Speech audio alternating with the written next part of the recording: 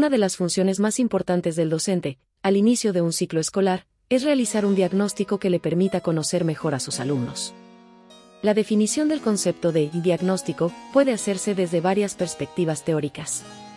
Perspectiva clínica. Broeckner y Bond definen el diagnóstico como el proceso de identificación de las anomalías o deficiencias específicas en el aprendizaje de alguna técnica o disciplina, mediante el uso del procedimiento de medida o de evaluación. Perspectiva psicológica. Se basa en los criterios dictados por la psicología, considerando que se trata de un proceso de medición de la conducta de las personas evaluadas. Perspectiva pedagógica. Disciplina que pretende conocer de una forma rigurosa, técnica y lo más científica posible, la realidad compleja de las diferentes situaciones educativas. Perspectiva vinculada a la orientación. El diagnóstico desde esta perspectiva busca optimizar el proceso de enseñanza, aprendizaje, mejorando los procesos de orientación e intervención. La evaluación es definida como la emisión de un juicio sobre la base de referentes normativos y de criterio, acerca del estado cuantitativo o cualitativo en el que una variable, personal o ambiental, se manifiesta en una persona o ambientes concretos. En resumen, el diagnóstico es un proceso teórico práctico que recoge información bien sobre hechos puntuales, o bien sobre contextos complejos con el fin de dar solución a un problema planteado gracias a la información recogida. El diagnóstico puede ser informal, se lleva a cabo a través de diferentes fuentes, como comentarios de otros maestros, registro escolar, desempeño de los hermanos mayores, observaciones en el salón de clase, comentarios de los alumnos, la forma en la que visten, su postura y lenguaje corporal, las discusiones en los pasillos y en la cafetería, las personas con las que se juntan, etc. Formal, requiere de estrategias que mejoren los juicios emitidos por las primeras impresiones, estrategias que tengan un grado mayor de validez y confiabilidad. El profesor debe contar con las habilidades para diseñar instrumentos de evaluación válidos, confiables y objetivos, hacer observaciones sistemáticas que le den información representativa de todo el grupo y no basarse en una sola observación. Para ubicar las oportunidades de los alumnos en el ámbito educativo es necesario considerar al alumno de forma integral. Ver al alumno en forma holística quiere decir ubicarlo en los dominios cognoscitivo, procedimental o psicomotor y afectivo. Para ubicar las oportunidades de los alumnos existen herramientas o técnicas de evaluación cuantitativa y cualitativa. Las herramientas cuantitativas pueden ser, en el salón de clase el profesor diseña instrumentos para evaluar el dominio cognoscitivo. Estos instrumentos se basan en pruebas objetivas. Las preguntas de falso verdadero o respuesta alterna son las que ofrecen dos opciones para seleccionar, una de ellas como respuesta correcta. Las preguntas de opción múltiple se componen de dos partes, la base, o encabezado, y las alternativas. Las preguntas de relación de columna se caracterizan porque el alumno debe relacionar la información de una columna con la información de la otra columna. Las preguntas de jerarquización u ordenamiento se caracterizan porque se presenta una lista de datos en desorden y el alumno debe decidir cuál es el orden real. El orden puede ser lógico, cronológico, de importancia, etc. Las preguntas de completar son reactivos de respuesta semirrestringida. En este tipo de preguntas el alumno debe escribir con una o dos palabras la respuesta. Las preguntas de respuesta breve se caracterizan por solicitar al alumno que responda en 2 o 3 renglones máximos una pregunta. Se componen de una oración o párrafo corto en forma interrogativa. Las preguntas de ensayo son preguntas abiertas, las cuales permiten la expresión de ideas libremente. El análisis y la resolución de casos o problemas son instrumentos en los que se plantean situaciones reales o semejantes a la realidad y exigen la aplicación de lo aprendido. Permiten valorar aprendizajes complejos y la transferencia de los mismos a la solución de problemas o toma de decisiones. Las pruebas de desempeño o ejecución se sugieren para la evaluación de los comportamientos complejos. La evaluación por portafolio es otra técnica semiformal. El portafolio es una colección de trabajos realizados durante el curso, son prácticos para cualquier disciplina y permiten la reflexión conjunta de los productos y aprendizajes logrados. La evaluación cualitativa, aunque valora el nivel de aprovechamiento académico de los alumnos, se interesa por saber cómo se da la dinámica o cómo ocurre el proceso de aprendizaje. Se evalúan conductas en términos de actitudes, intereses, sentimientos, carácter y otros atributos de la personalidad. Algunas de las técnicas para evaluar cualitativamente al alumno son: entrevista. Se busca obtener datos, como experiencias, opiniones, sentimientos y conocimiento de los individuos. La observación se lleva a cabo, principalmente, a lo largo del proceso de enseñanza-aprendizaje y apoya la evaluación formativa. Registros anecdóticos, que son descripciones por escrito sobre algún momento importante en el aprendizaje de los alumnos.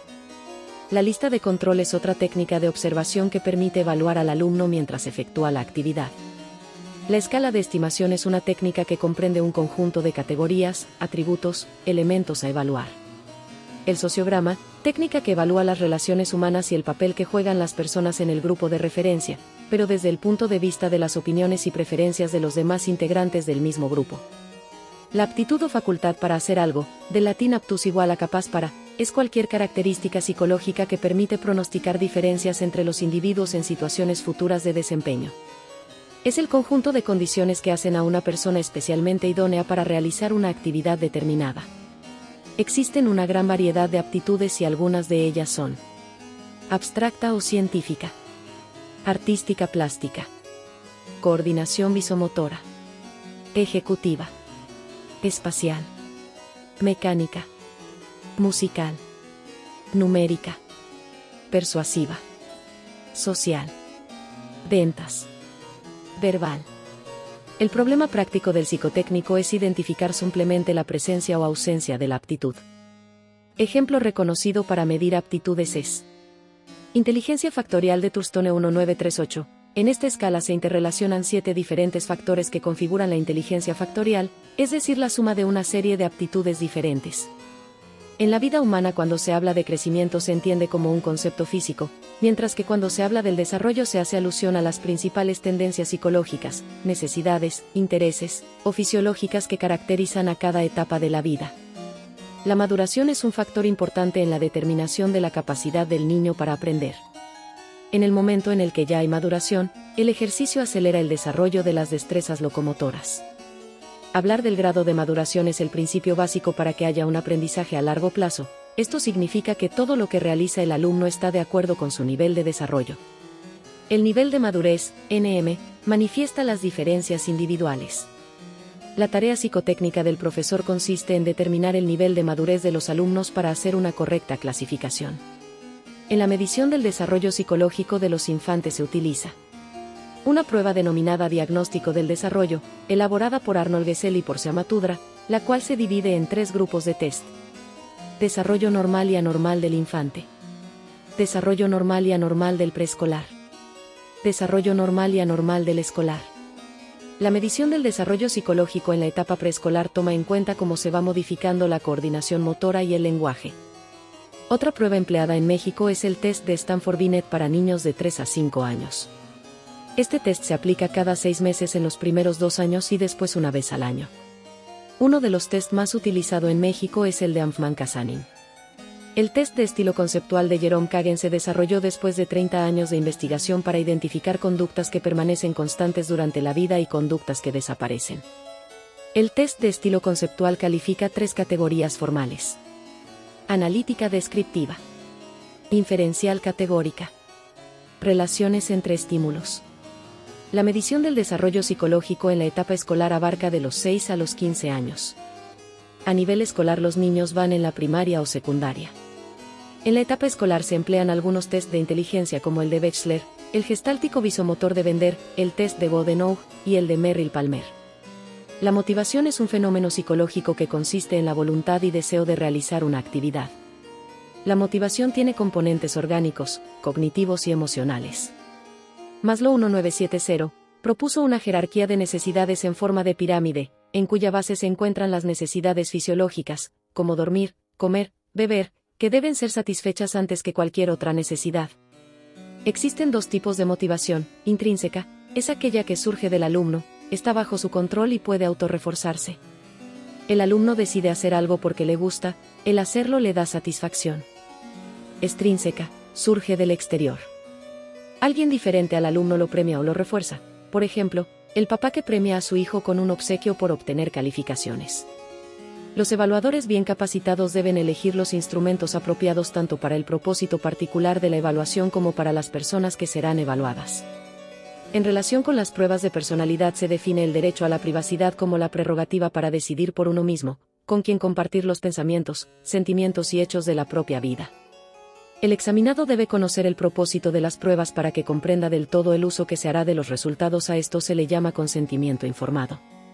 El código deontológico es una descripción detallada de los deberes y derechos de los profesionales que lo componen. Características del profesional que sigue un código deontológico. Competente. Eficiente. Diligente. Responsable.